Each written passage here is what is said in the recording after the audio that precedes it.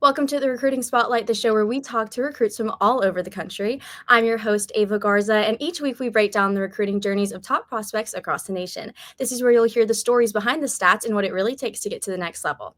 Today, I'm so excited that we have Trott O'Neill on the show, all the way from Plano, Texas, and I'm so excited to have you on the show. How are you doing today?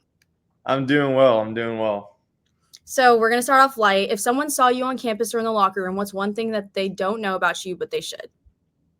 Um, that's a good question. I'd say I'm a Christian. That's the main focus. So everything I do is for a purpose, and my main goal is to trust in the Lord and bring as many people with me as I can. Perfect. So we're going to kind of get a full picture of you. So we're going to go back in time a little bit. What was it like Mhm. kind of growing up in Plano, and how did Prestonwood Christian influence you on and off the field? Um, Prestonwood has been huge for. So born in Plano. It's called Plano Presby. It's literally like less than a mile from Prestonwood. So, and my parents I started in Presswood in kindergarten, and while I was there, my mom coached volleyball, and my mom has stopped coaching volleyball, but my dad still coaches soccer and teaches there. So that's, I kind of, even when I wasn't in school, I kind of grew up around the school. So, I feel super at home there, super comfortable. And then there's so many good teachers there, and the coaching staff there is awesome, not just helping with academics and football, but on my faith related side because it's a Christian school. So that's awesome to have. So, I mean, you said it yourself. You had you have two coaches for parents. So, did that kind Hmm. of influence your decision? Just to be where I mean, obviously you were surrounded by sports a lot, but Hmm. how did that kind of Yeah. influence you into football? Um, Really, my parents, I have a sister and a brother, and for all of us, they had us start with, like little league stuff. We played every sport because they wanted us to get to be able to play every sport, and so we could pick which ones we like and if we want to continue in them. And so just growing up, I loved soccer. I loved basketball. I stopped playing basketball in middle school because I chose soccer in high school. I played goalkeeper.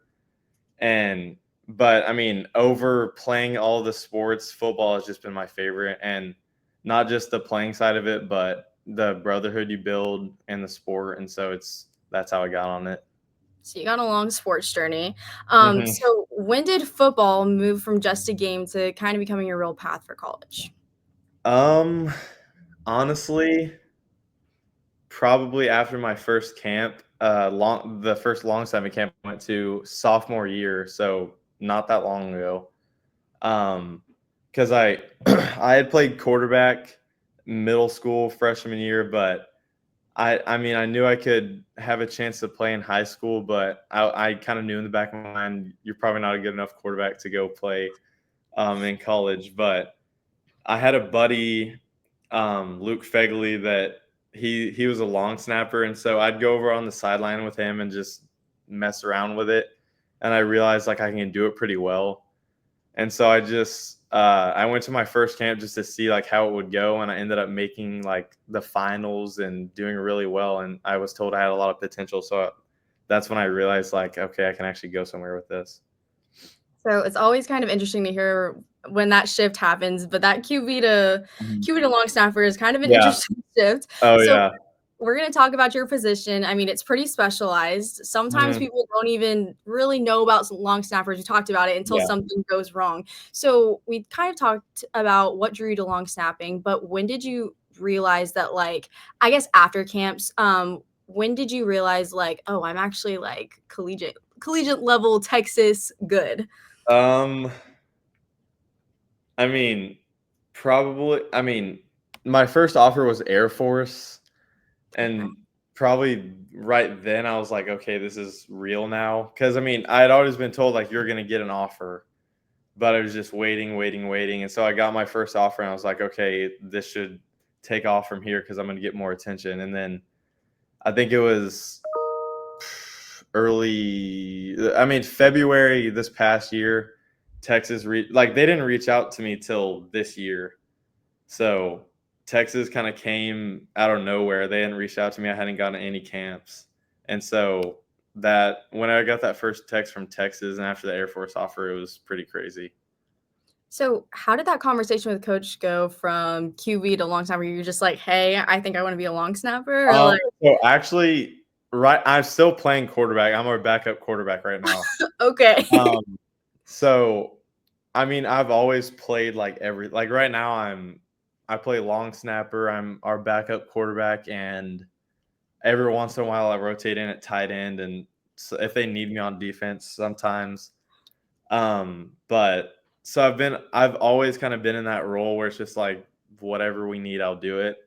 So whenever like the first time I long snap was like I didn't even know what it was at first, but it were like, hey, we need someone to snap the ball to the punter, and so I stepped up and tried it and got good at it. So I mean, that's how it went. I mean, versatility plays a big role in football, Mhm. always. But how do you think, doing all these different positions has kind of helped you, um, I guess, really flourish as long snapper?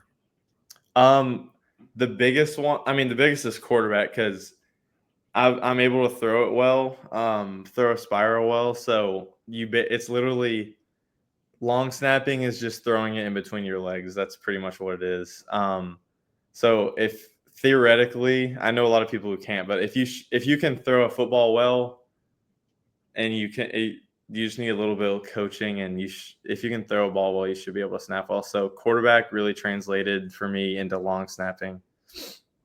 So, whenever it comes to your technique, how would you describe your snapping style? Is it more power, precision, or is it like a combination? Um, I would say for me personally, I focus more on like placement and accuracy, Okay. but I think just the speed and power of it comes with my size. I don't really think about it, but I snap it really fast back there. But when I'm snapping my style, I would say I focus on accuracy is the biggest thing. So, what's the most challenging part of long snapping that most fans don't realize? Consistency. So like, cause you have to be, especially in season, you have to be perfect. Cause I mean, it's literally, you can cost your team the game. You snap it low and it rolls back. You snap it over his head. You snap to the left or right. So it's, if you think of long snapper, you're like, oh, that's got to be super easy, no pressure. But like, you have one job, and if you don't do it, then it's like you cost your team a lot. So there's a lot of pressure on each snap, and so I'd say consistency and the pressure that comes with it probably is the hardest thing. So, we're going to shift gears to your exposure. You meet a lot of Mhm, waves on the camp circuit. mhm. Cole's called you, and I quote, one of the most exciting prospects in the 2026 class. So, what lessons or skills have you learned from those camps that have stuck with you? Um, the main snapping coach for Coles is Coach Casper, and he probably I think it was my third camp. I charted in first place, but he even after we had like a learning session, and he gave me a lot of pointers that really helped me out to get me started. And then I mean he's always coaching me up whenever we go to Coles camps, but then I have a local coach. His name's Wesley Horkey. He was a snapper at OU. I forget what years he was there, but he he's probably the main person who's helped me the most, just with technique and everything. Because anything he tells me to do and I do it, it helps me out a lot. So, I feel like those camps always come with a little bit of added pressure. So, how do you manage the expectations that come with being one of the top ranked long snappers in the country? Um, I think the biggest thing is you just have to be humble, because if you going into camps after they ranked me a 5 star and I got up to the top three, it I started to it's easy to be like, okay, I don't need to prepare for this next camp, and because you're like, I'm already good, I'm already where I need to be. But I think you have to stay humble and just don't forget like what got you there, and just continue doing what got you there, and you're gonna just do even better. So, we touched a little bit on it, but when exactly did Texas enter the picture, and what stood out about their program to you? Um, I'm pretty sure it was in February was when I got the initial text or they texted my head coach saying they were really interested in me. And um I mean, their coaches, I visited a lot of places, and what stands out to about them to me is the coaching staff. I mean, that's not even mentioning their past 2 years they've been to a college football playoff. Mhm. But the coaching staff there is awesome. They know how to win clearly, and all three there's like three special teams guys, and all three of them are just awesome. So that's the deciding factor for me. So, I mean, they weren't originally an SEC school, but they just moved on to, SEC play. Mhm. So how exciting is it for you that, SEC conference is always just really, really exciting Yeah. for any football player. So what does it mean to you to be playing an SEC conference? Means everything. And I find myself like not even believing it because it was like I grew up always going over to a grandparents' house watching football, and I was like, dude, these guys are crazy. And so, I mean, I just never dreamed that I would get the opportunity, but it's here, so I'm just super excited. So, I mean, I have to ask, how exciting are your grandparents that you get to play Oh for my, Texas? they're they're really pumped up about it. They're all they like everyone in my family is huge football fans, so it just means a ton to them. And my uncle, he lives in Florida, but I mean, he was born in Texas. He's moved to Florida now, but he's a diehard Texas fan, so he was probably the most excited. So, how did that conversation go? Like, did you give him a call and you were like, "Hey, I'm going to Texas to play football," or like, what was Um, the initial reaction? so initially, like when they reached out, I would like send him a text like Texas reached out today or something, but I never wanted to like text him too much like, hey, I'm gonna get offered because I didn't know at all at that time. Yeah. But whenever that was an awesome call. Whenever I got the offer that night, I called him, and I mean, I was just kind of like what you said. I just told him straight up like they offered me, and I'm probably gonna commit there. And he was just like telling me how awesome it was and stuff, and he can't believe it. But he was like, "I'm living, or you're living my dream, or whatever." So it was funny. So, that commitment obviously is a very, very big deal to your family. But whenever you're preparing, are there any like NCAA or NFL long snappers that you study or model your game after? Um, there, there's a couple. It's hard to like really. You would have to. It's hard to get film on them, but like my favorite guys. There's one, the Alabama long snapper. His name's Nealon Hibbett. I just like his style. Like he looks like a linebacker, but he just has a really smooth motion and everything. And I just focus on the guys who just have the fluid motion. Like there's not too much going on in the technique and stuff. Just keep it simple. So we talked about it a little bit. Long snappers face some of the highest pressure for Mhm, snaps in the game. So how do you mhm, maintain focus during those really big moments, like snapping for, like you said, a game-winning field goal? mhm. I I just try to quiet everything because there's added like on PAT field goal, you got to get it to the holder, and then you have your whole team like the line right next to you. So I just try to like pretend they're not even there and just act like I'm in practice. But I mean, like this past season and against Parrish, basically our biggest rival, we had like a couple field goals to tie it up, and I just told myself like you just go out there and do it like you do it in practice, and don't, because once you start thinking it, if you once you start thinking about it too much, then that's when you get in trouble. So I just try to keep it. I just try not to think about it and go out there and do what I have practiced. So Texas is, their stadium is awesome. Oh So yeah. how exciting is it to be able to long snap there with all of those fans watching? I mean, I'm insanely excited, and I can't imagine what that'll feel like being out there with all those fans in the stands. So looking back, what's been the biggest moment of personal growth or breakthrough in your football journey so far? Um, let's see. I mean, with just my football growth, I would say whenever I first went to see my snapping coach, Wesley, because he immediately changed some things for me that made me like that much better. Because I had started out just snapping on my own, no coaching, and as soon as I went to see him, sorry, that very next, I think the first time I saw him, like the next camp, I went out and won. So I mean, he's helped me a ton with just staying like he's helped me with the mental side of things and like a mental checklist to go through before you snap and just with all the technique stuff.